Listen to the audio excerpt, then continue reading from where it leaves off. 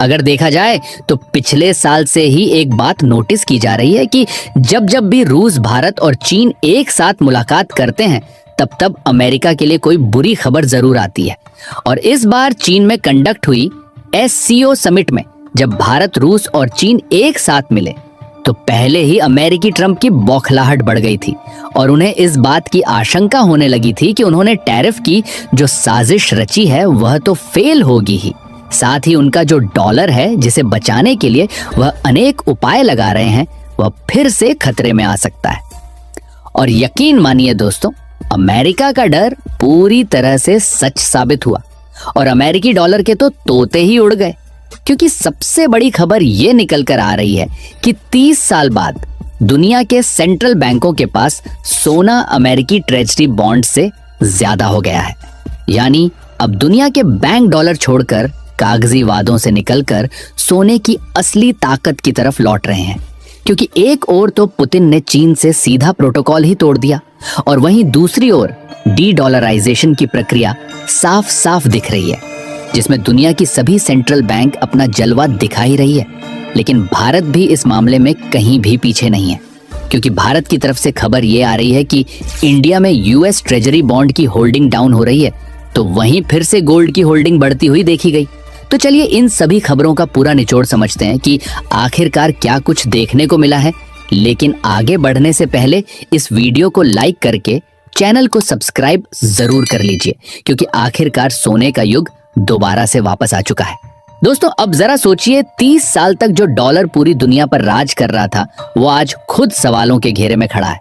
और सबसे दिलचस्प बात यह है कि इस बार सिर्फ रूस, चीन नहीं बल्कि भारत भी इस मोर्चे पर एक साइलेंट रोल निभा रहा है। आंकड़े गवाही दे रहे हैं 1996 के बाद पहली बार सेंट्रल बैंकों के पास अमेरिकी ट्रेजरी बॉन्ड से ज्यादा सोना है।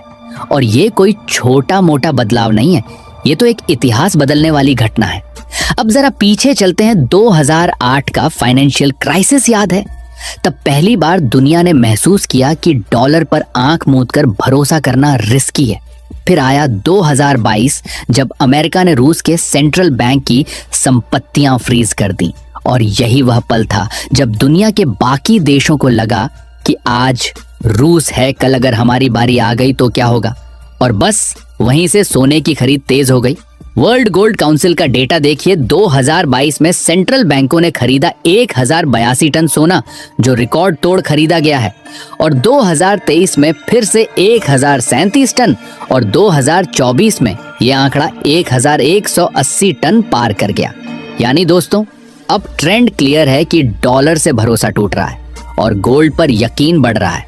और अगर भारत की बात करें तो RBI ने पिछले एक साल में ही 40 टन नया सोना अपने रिजर्व में जोड़ा है, जबकि अमेरिकी ट्रेजरी बॉन्ड्स की होल्डिंग घटाकर 242 बिलियन से सिर्फ 227 बिलियन डॉलर कर दी है।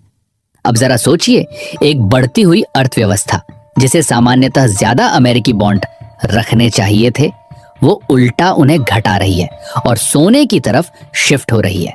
यानी इससे साफ है दोस्तों कि ये कोई छोटा कदम नहीं है, बल्कि भारत की लंबी रणनीति का हिस्सा है। और मजेदार बात यह है कि यह सिर्फ भारत ही नहीं कर रहा, बल्कि ग्लोबल साउथ के लगभग हर सेंट्रल बैंक ने डॉलर डिनोमिनेटेड एसेट्स घटाए हैं और गोल्ड रिजर्व्स बढ़ाए हैं। यानी एक कलेक्टिव साइलेंट मूवमेंट चल रहा है, जिसे हम कहते हैं साइलेंट डी-डॉलराइजेशन। अब सवाल ये उठता है, ये धीमी चाल अचानक तेज कब होगी? यानी वो कौन सा एक मौका होगा जो डॉलर के साम्राज्य को हिला देगा?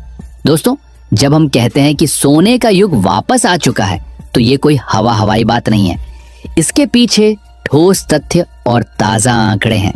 इंटरनेशनल मॉनेटरी फंड यानी IMF और वर्ल्ड गोल्ड काउंसिल की रिपोर्ट बताती है कि दुनिया के सेंट्रल बैंकों ने 2022 से लगातार रिकॉर्ड मात्रा में सोना खरीदा है। सिर्फ साल 2022 में ही दुनिया के सेंट्रल बैंकों ने करीब 1136 टन गोल्ड खरीदा था, जो पिछले 55 सालों का सबसे बड़ा आंकड़ा था। और 2023 में भी यही सिलसिला जारी रहा, खासकर रूस यूक्रेन युद्ध और अमेरिका चीन टेंशन के बीच। यानी साफ है कि अब दुनिया डॉलर पर भरोसा कम कर रही है और सोने को अपना असली सुरक्षा कवच मान रही है। और इसका सबसे बड़ा परिवर्तन हाल ही में देखने को मिला, जब उधर अमेरिका केवल ब्रिक्स से ही डर रहा था कि ब्रिक्स कंट्रीज आपस में मिलकर नई करेंसी और पेमेंट सिस्टम ना लॉन्च कर दें। लेकिन दूसरी ओर अब ऐसा लगता है कि SCO से भी अमेरिका को डरना होगा, क्योंकि गोल्ड और US ट्रेजरी बॉन्ड को लेकर बड़े परिवर्तन की खबर तभी आई जब SCO समिट आगे बढ़ाई गई और रूस, भारत, चीन ने एक साथ हाथ मिलाया। फिलहाल इस समय बर्बाद हो रहा है। अमेरिका का US ट्रेजरी बॉन्ड तो सबसे पहले यह समझते हैं कि यह होता क्या है, तो इसके लिए आपको बता दें कि यह अमेरिका की सरकार का उद्धार लेने का तरीका है। दरअसल जब अमेरिका की सरकार को खर्च चलाने के लिए पैसे की जरूरत होती है, जैसे सेना, रोड, हेल्थ बजट और घाटा पूरा करने के लिए, तो वो लोगों और देशों से पैसा उधार लेते हैं। इस उधार को ट्रेजरी बॉन्ड्स कहा जाता है। कोई भी व्यक्ति, बैंक या देश जैसे भारत, चीन, जापान, अमेरिका को पैसा उधार दे सकता है और बदले में उन्हें फिक्स ब्याज और समय पूरा होने पर पैसा वापस मिलता है। लेकिन अब जो परिस्थितियां आ रही हैं, वह उससे साफ साफ दिख रहा है कि दुनिया को अमेरिका के ऊपर से भरोसा उठ गया है। कोई अमेरिका को उधार देना नहीं। अगर आप इस चार्ट को अपनी स्क्रीन पर ध्यान से देखें तो इसमें US ट्रेजरी बॉन्ड को नीले कलर से और गोल्ड होल्डिंग को पीले कलर से दिखाया गया है। जहां इस पॉइंट पर आप देख सकते हैं कि साल 2025 में 1996 के बाद पहली बार गोल्ड होल्डिंग US ट्रेजरी के ऊपर चली गई। क्योंकि गोल्ड बॉन्ड की बात की जाए तो इस पर देशों का भरोसा बढ़ रहा है। आपको बता दें कि यह सोने में निवेश करने का सरकारी तरीका है, लेकिन बिना असली सोना खरीदे। भारत में इसे सॉवरेन गोल्ड बॉन्ड यानी SGB कहते हैं, जो भारतीय रिजर्व बैंक सरकार की तरफ से निकालता है। मान लीजिए आप सोने में निवेश करना चाहते हैं, लेकिन घर में सोना रखने का रिस्क नहीं लेना चाहते, तो आप सरकार से गोल्ड बॉन्ड खरीद सकते हैं।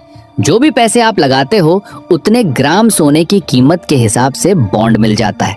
और एक बात पश्चिमी देशों को हैरान कर रही है, जो ये है कि हाल ही में SCO समिट में पुतिन ने सीधा सीधा यूक्रेन युद्ध का ब्लेम नाटो और पश्चिमी देशों पर लगाया, जिससे वेस्टर्न को अब इस बात का एहसास हो रहा है कि ना तो ग्लोबल ट्रांजैक्शन में उनका दबदबा चलने वाला है और ना ही दो देश को आपस में भिड़ाकर हथियार बेचने की रणनीति काम आने वाली है।